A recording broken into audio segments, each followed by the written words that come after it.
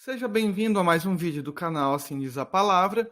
Eu me chamo Luiz e no vídeo de hoje eu quero te ajudar a montar um esboço de pregação de forma simples. Neste vídeo nós vamos aprender a estrutura e a importância de cada uma delas e também nós iremos fazer um esboço de pregação na prática. Primeiramente, quando nós falamos de estrutura, nós estamos falando de uma linha de raciocínio. Nós estamos falando do começo, do meio e do fim de uma pregação. Essas três divisões são as divisões base para que nós possamos começar bem e terminar bem o momento que nós estamos pregando a palavra de Deus. Quando nós estamos falando do início da pregação, nós temos três divisões. O texto base, que é o texto na qual nós iremos ler aqueles que estão nos ouvindo.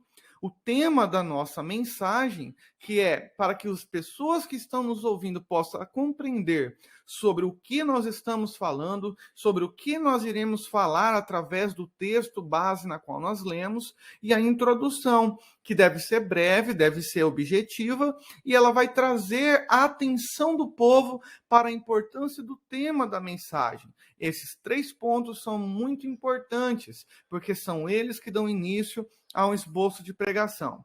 Quando nós falamos do meio da mensagem, ou desenvolvimento da mensagem, nós estamos falando dos tópicos e os subtópicos. São os momentos onde nós estaremos elaborando o momento da pregação, trazendo lições práticas para o dia a dia, trazendo complementos sobre informações importantes a respeito da mensagem, sobre o personagem que está sendo mencionado, sobre o lugar que está sendo mencionado. Então, o meio da mensagem é onde nós estaremos trazendo principalmente as lições práticas para aqueles que estão nos ouvindo. E, por último, o fim da mensagem, que é a nossa conclusão e o momento de apelo. Neste ponto, nós não devemos ser muito longo, porque nós já falamos tudo aquilo que nós deveríamos ter falado. Na conclusão, nós iremos apenas pontuar os pontos importantes da mensagem e convidar as pessoas tanto para a prática de vida, como para aceitarem a Jesus aqueles que ainda não são crentes.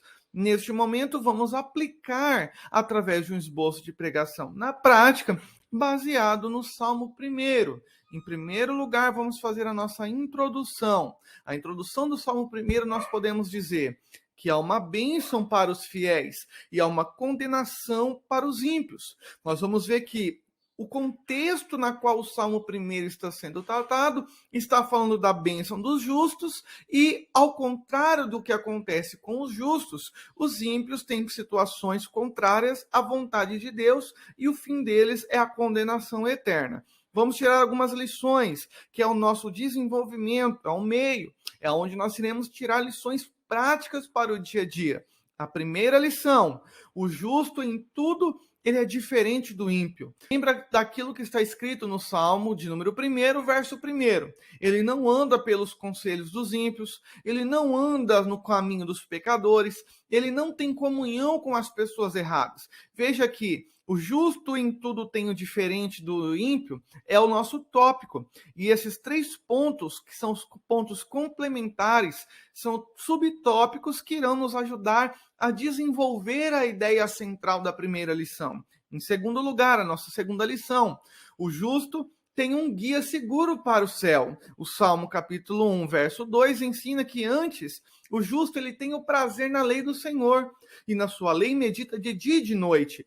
O justo ele não caminha de um lado para o outro sem direção. Ele tem um caminho seguro para o céu. Os seus passos são ordenados pela palavra. Os seus caminhos são ordenados pela palavra. Ele não caminha de um lado para o outro. Ele caminha com passos firmes em direção a Jesus, em direção às promessas de Deus, em direção ao céu, à eternidade com o Senhor.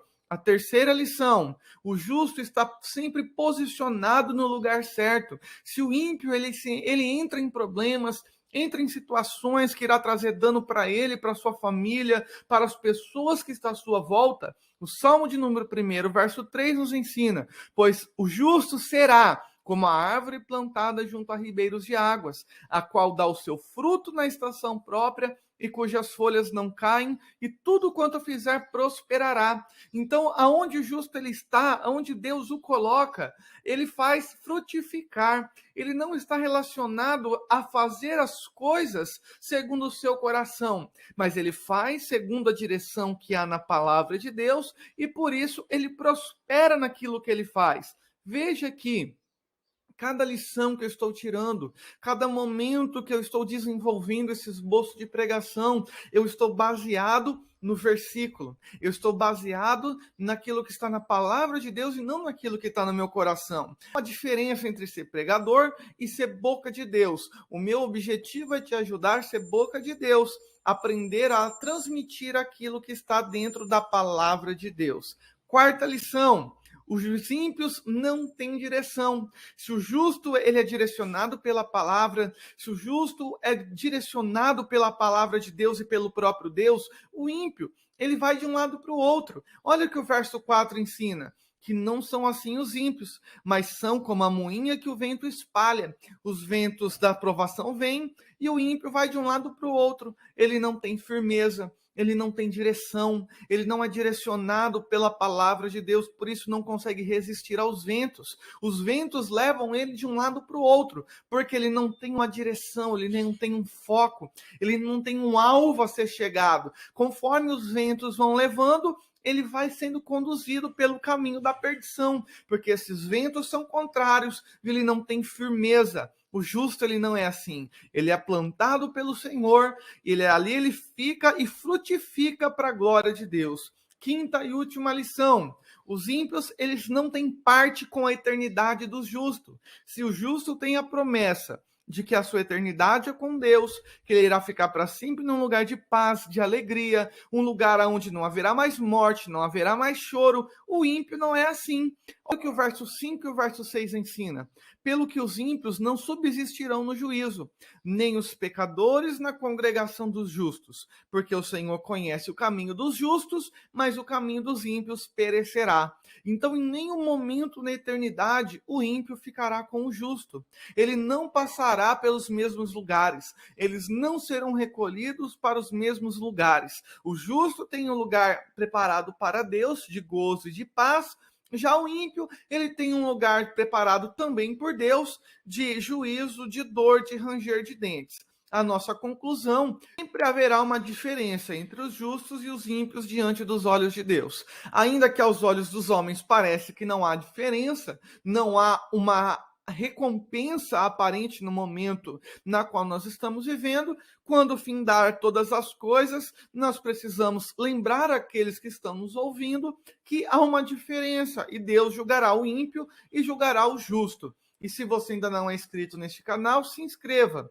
Nós temos novos vídeos todas as semanas. Que Deus te abençoe em nome de Jesus. Um forte abraço e até o próximo vídeo, assim Deus nos permitindo.